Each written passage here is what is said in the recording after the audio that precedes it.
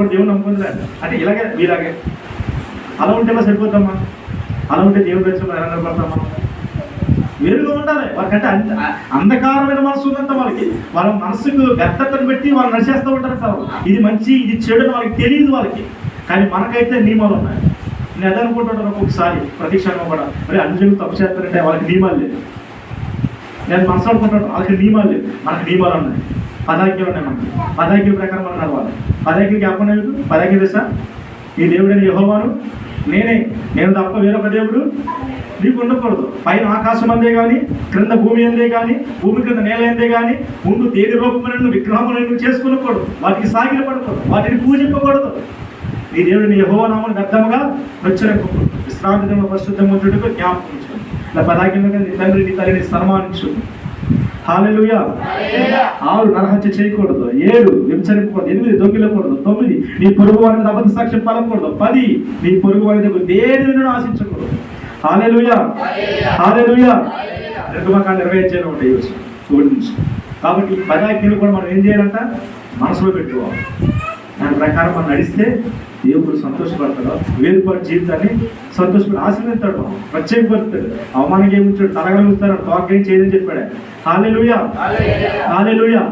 కానీ మనం ఏం చేస్తామంటే వేరుగా ఉండడం లేదు, వేరుపాటు జీవితం లేదు, లోకంతో కలిసిపోయి జీవిస్తున్నాం, మందిరానికి వస్తున్నాం, సరి చేసుకునే జీవితం లేదు. కాబట్టి ఈ ఉపవాస జీవితాన్ని, ఈ ఉపవాస ప్రార్థనను మీరు ఏం చేసుకోండి సార్? విలువైన దానికి ఎంచుకోండి, విలువైన దానికి ఎంచుకోండి. నేను ఒకసారి ప్రభుని అడిగాను, ప్రభా నీకు సమస్తము సాధ్యమే కదా? అవును, నాకు సాధ్యమే సమస్తం అని.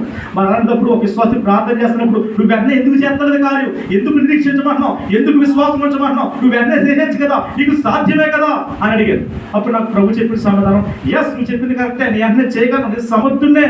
కానీ వారు మాత్రం తీర్మానం చేసుకుంటారు, కానీ వెంటనే చేస్తారా? వాళ్ళు వాక్యం వింటారు, వెంటనే ప్రభా ఈ వాక్యానికి నేను లోబడతాను, నేను మారు మనసు పొందుతాను, నేను పశ్చాత్తాపడతాను, ఇక పాపంలో కారణం ప్రభా వేరుపాటుగా జీవిస్తాను, వెంటనే తీర్మానం చేసుకుంటే వాళ్ళు కనుక నేను కూడా వెంటనే కార్యం చేయగలుగుతాను. కానీ వాళ్ళు వెంటనే చేసుకుంటలేదు, చేసుకుంటారు ప్రార్థన, ఏరిపోయి వాళ్ళు లోపల కలిసిపోతారు. ఇంకా అలాంటి కార్యం చేయడం ఎందుకు రా? అర్థమవుతుందా మీకు? అమ్మా అర్థమవుతుందా? దేవుడికి ఎప్పుడు కూడా ముందు స్థానం మనం ఇచ్చేయాలి, ఫస్ట్ దేవుడికి ఇచ్చేయాలి. నేను మొట్టమొదటి దేవుడికి మొట్టమొదటి ప్రథమ స్థానం చేయనప్పుడు కూడా నా జీవితం, నా సాక్ష్యం ఒక అద్భుతం. చాలా అద్భుతాలు ఉన్నాయి, 1, 2 కాదు, చాలా అద్భుతాలు. అందులో ఒక్కటి చెప్తాను. నా భార్య ప్రెగ్నెంట్గా ఉంది. ప్రెగ్నెంట్గా ఉంటే ఆమె 9 నెలల గర్భం.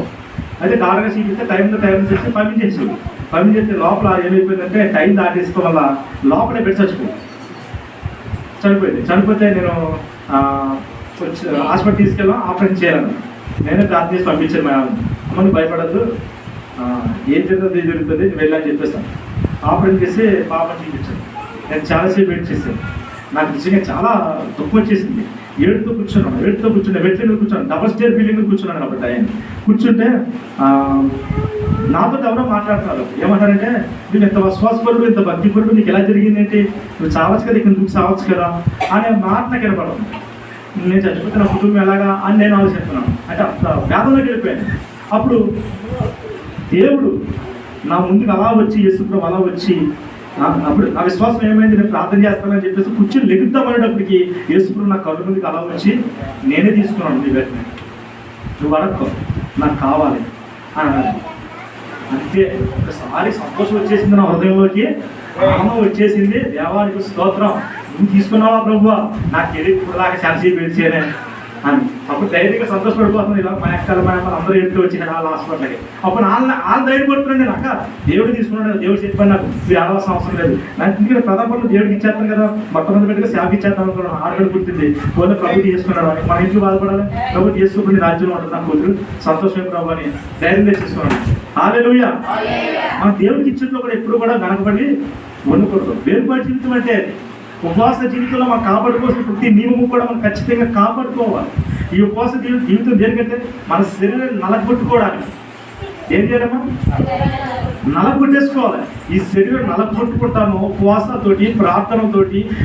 ఎంతో బలంగా మనం ప్రార్థిస్తే దేవుడు ఏం చేస్తుంది సార్, మన ప్రార్థన తట్టుకోలేక ఆయన వచ్చి ఒరే చాలు ఈ ప్రార్థన మీకు చేస్తాను రా మీ కార్యం అని అనగలగా. హల్లెలూయా, హల్లెలూయా. అలా అనుకుంటా మన ఇష్టానుసారంగా జీవిస్తూ ఉంటే దేవుడు ఎలా సంతోషపడతాడు? ఆమె ఎలా సంతోషపడతాడు? దేవుడు ఎప్పుడు కూడా మనం ఏం చేయాలంటే నా దగ్గరగా ఉన్నాడు ఆయన, ఆయన నాతోటే ఉన్నాడు ఆయన అన్న ఫీలింగ్స్తో మనం ఉండాలి. ఎప్పుడు కూడా ఆయన మనతోటే ఉన్నాడు. దేవుడు మనతో లేకపోతే మన ఫ్రెండ్స్ ఉండలేదు. దేవుడి సమాధానం మన దగ్గరికి తీసేస్తున్నాడు మనం బ్రతకలేదు. నేను అనుభవించాను, చాలా అనుభవాలు లేకపోయాను. చాలా ఇక్కడ చివరి దశలో ఉన్న ప్రభావ నీ చిత్తమే జరుగుడు కాక అనే స్థితిలో మనకు వస్తుంది. అయితే ఆయన చిత్తాన్ని మనం నెరవేర్చాలంటే మనం ఏం చేయాలి? ముందు వేరుపాటు జీవితం వచ్చేయాలి. లోకానికి మనం కలిసిపోకూడదు మనం. కానీ ఎంతమంది కలిసిపోతారు మీలో? ఆలోచించండి ఒకసారి. పొద్దునైతే క్యాలరీ చదువుతాం, ఈరోజు మంచి రోజే కాదు, ఈరోజు చూస్తున్నాం. ఎంతమందికి సమంజసం ఇది? పక్కలు ఏమన్నా అంటాడు భయం మళ్ళీ కానీ పక్క దేవుని నమ్ముకునే జరగాల. ఇదేంటమ్మా అమ్మాసడాత్రం ఏంటి పోయి అంటారు. అది నిజంగా కార్యం జరగకపోతే నిజంగా శిల్పి కదా అమ్మాసడ తిరిగినా అలా ఎప్పుడు ఆలోచించుకో. నేను ఎప్పుడు బయటకు వచ్చిన సరే ఎదురు చూసుకోలేదు. నా ముందు అవసరం సంతోషం వచ్చేస్తారు. ప్రభావం నా ముందు నడుస్తున్నా ప్రభావం స్తోత్రం. అలాగే కార్యం జరుగుతుంది. ఏ కార్యం సరే. ఎందుకని ఎదురు చూసుకోలేదు కాదు. ఎదురు చూసుకోవడం ప్రారంభించారనుకో, ఓకే వస్తే మంచి జరిగిందో మంచోళ్ళేమో, వీళ్ళు వస్తే చెడ్డలు చెడ్డోళ్ళేమో అనుకోవాలి. మనుషుల్ని ఏం చేయాలి? నేను ద్వేషించాలి. మనుషుల్ని ఏం చేయాలి? నేను తప్పుగా పట్టుకోవాలి. కాబట్టి మనం ఎప్పుడు కూడా ఏం చేయాలంటమ్మా? దేవునికి దగ్గరగా జీవించాలి. ఈ ఉపవాసం గురించి ఏం సాధించుంటే దేవునికి దగ్గర అవ్వడానికి. నాకు ఉపవాసం ఉన్నట్టు ఎంత ఇష్టమో తెలుసా నాకు. అన్నం అన్నీ మర్చిపోయి దేవుని సన్నిధిలో మోకరించడం అంటే నాకు ఎంత ఆనందమో. ఎందుకంటే నేను ఆయనతో కనెక్ట్ అయిపోతాను కాబట్టి. హల్లెలూయా. అది రుచి చూసిన వాడు ఎప్పుడూ అది విడిచిపెట్టాడు. ఇప్పటికీ దుఃఖపడతా ఉంటాను, ప్రభా ఉపవాసం ఉండలేకపోతున్నానేమో భయపడుతుంది ప్రభా. ఆయన దగ్గర అయిపోతాం ఉపవాసం రావడం ద్వారా. ఉపవాసం ఎంత విలువైందో మీకు తెలిస్తే అది విడిచిపెట్టరు మీరు ఉపవాసాన్ని. నేను మా చర్చిలో ఉపవాసం పెట్టాలంటే నేను 3 నెలల ముందే ప్రార్థన చేస్తాను. ప్రభా నేను ఉపవాసం ఉండాలి, 3 రోజులు ఉండాలి, నీ సన్నిధిలో గడపాలి, నీతో మాట్లాడాలి, నాకు ఏ వాగ్దానం ఇస్తావు ప్రభా, నీతో మాట్లాడాలి, నీ సన్నిధిలో గడపాలి, ఏ ఆలోచన రాకూడదు ప్రభా, నీ సన్నిధిలోనే ఉండాలి ప్రభా అని ప్రార్థన చేసుకుంటాను.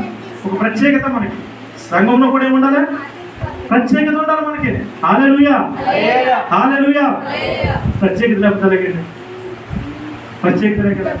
కాబట్టి మనం చూసుకున్నాం మాట్లాడే సార్. కాబట్టి మా దేవుని సన్నిధి ఎలా ఉండాలంటమ్మా? మా దేవుని సన్నిధి ఎలా ఉండాలి? దగ్గరగా ఉండాలి. నీ మాట జీవము గలదయ్యా యేసయ్యా, నీ మాట సత్యము గలదయ్యా,